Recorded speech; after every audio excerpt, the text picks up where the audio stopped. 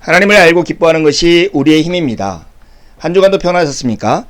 오늘은 살아있는 교회의 마지막 시간 21세기의 디모데를 찾아서 라는 주제로 함께 나누겠습니다.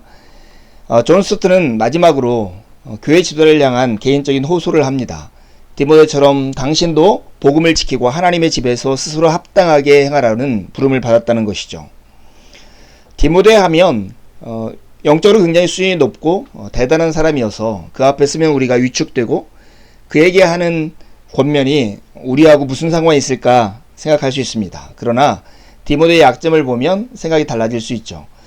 약점을 지닌 디모데는 우리와 같은 한 사람이었습니다. 먼저 바울이 그에게 첫 번째 편지를 썼을 때 그는 여전히 비교적 젊었습니다. 그는 당시에 30세 정도였을 테지만 무거운 책임감을 감당하기에는 여전히 경험이 부족했습니다. 두 번째로 바울이 고린도인들에게 디모데가 방문하면 그를 편하게 대해주라고 말할 필요가 있었던 것으로 보아서 그는 또한 기질적으로 수줍음이 많은 사람이었던 것 같습니다. 세 번째로 그는 만성 위장 장애를 앓고 있었는데 그 때문에 바울은 약간의 술 처방을 내렸습니다. 그는 우리처럼 자신의 약함 속에서 그리스도의 능력을 필요로 했던 인물입니다. 젊었고요. 수줍음이 있었고 허약했던 것이죠. 그런 디모데에게 바울이 주는 권면이 디모데 전서 6장 11절 12절에 나옵니다. 오직 너 하나님의 사람아 이것들을 피하고 의와 경건과 믿음과 사랑과 인내와 온유를 따르며 믿음의 선한 싸움을 쌓아라. 영생을 취하라. 이를 위하여 내가 부르심을 받았고 많은 증인들 앞에서 선한 증언을 하였도다. 우리의 말의 번역에는 나오지 않았지만 그러나라는 단어가 앞에 있죠. 그러나 너는 오직 너는 이렇게 시작하는 이 단어는 바울에게 중요한 메시지를 줍니다. 이는 바울이 디모데에게 보낸 편지들에게 여러 번 나타나는 표현인데요. 디모데가 그 주변의 지배적인 문화로부터 구별되라는 부름을 받았다는 것을 가리킵니다. 그는 갈대처럼 이런 압력에 굴복해서는 안 되었습니다. 그 대신 그는 산골짜기 개울 속의 바위처럼 굳게 서 있어야 했습니다. 그 이유가 무엇일까요? 바로 그가 하나님의 사람이기 때문에 그렇습니다.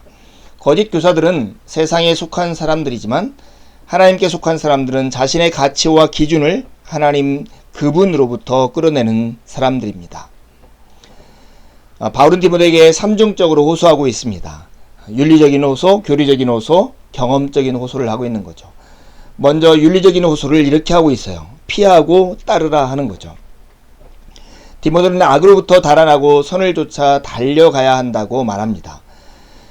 우리는 위대한 경주자들입니다. 우리는 우리를 위협하는 위험으로부터 달아나죠. 바울은 그런 것들 대신에 우리가 악으로부터 벗어나야 한다라고 말하고 있는 것 같습니다. 적극적으로 표현하면 우리는 무엇이든 우리가 끌리는 것을 쫓아 달리는 경향이 있습니다.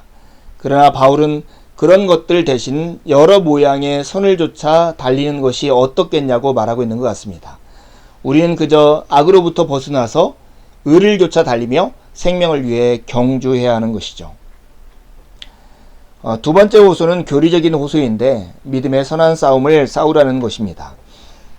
세 권의 목회 서신 디모데와 디도에게 보내는 디모데 전후서와 디도서 모두에서 우리는 무엇인가 계시된 진리와 같은 것을 발견할 수 있습니다.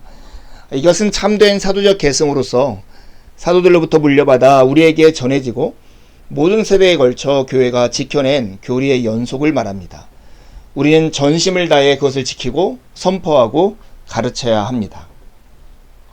세 번째 호소는 경험적 호소인데 영생을 취하라 이를 위하여 내가 부름을 받았고 라는 말씀에서 우리가 가져온 것입니다. 영생에서 중요한 것은 영원히 지속되는 그 지속성이 아니라 그 질입니다. 영생은 오는 세대, 새 세대의 삶을 가리키는 말입니다. 예수님 자신도 영생에 대해 정의하셨죠. 영생은 곧 유일하신 참 하나님과 그가 보내신 자 예수 그리스도를 아는 것이니이다. 영생은 바로 하나님과의 이러한 인격적인 관계 속에 사는 삶입니다. 디모데는 이 영생으로 부름을 받았습니다. 그가 믿고 세례를 받았을 때 이미 영생이 주어졌으므로 그는 영생을 소유했다는 것입니다. 그러므로 이제 그는 영생을 취해야 합니다. 여러분 혹시 루이 델크루의 이야기를 들어본 적이 있습니까?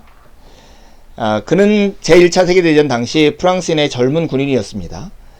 휴가 후 귀대 시간이 넘어지게 되자 불명예를 당하는 것이 두려워서 탈영하기로 결심합니다.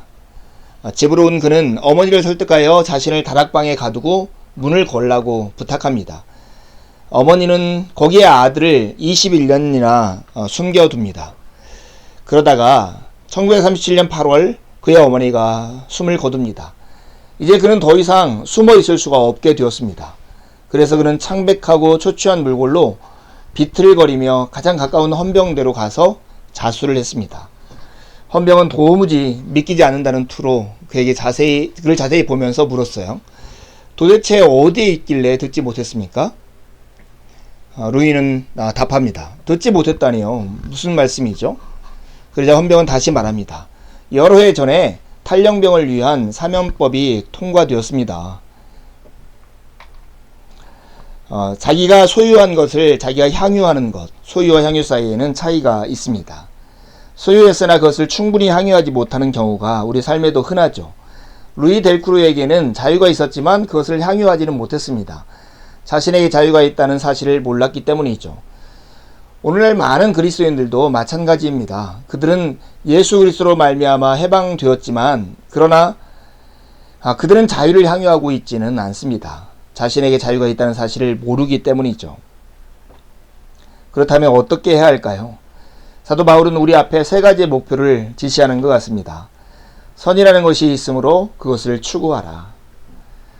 포스트 모던의 분위기는 모든 보편적인 절대성에 대해서 비우호적이지만 진리라는 것이 있으므로 그것을 위해 싸우라. 그리고 생명이라는 것이 있으므로 그것을 취하라고 말하고 있습니다. 선을 추구하고 진리를 위해 싸우고 생명을 취하라는 말씀이죠. 이 책을 같이 공부하는데 참 수고하셨습니다. 교회가 무엇인가를 새롭게 알면 알수록 우리가 교회 안에서 베푸시는 하나님의 은혜를 더 풍성하게 경험하게 될 것입니다.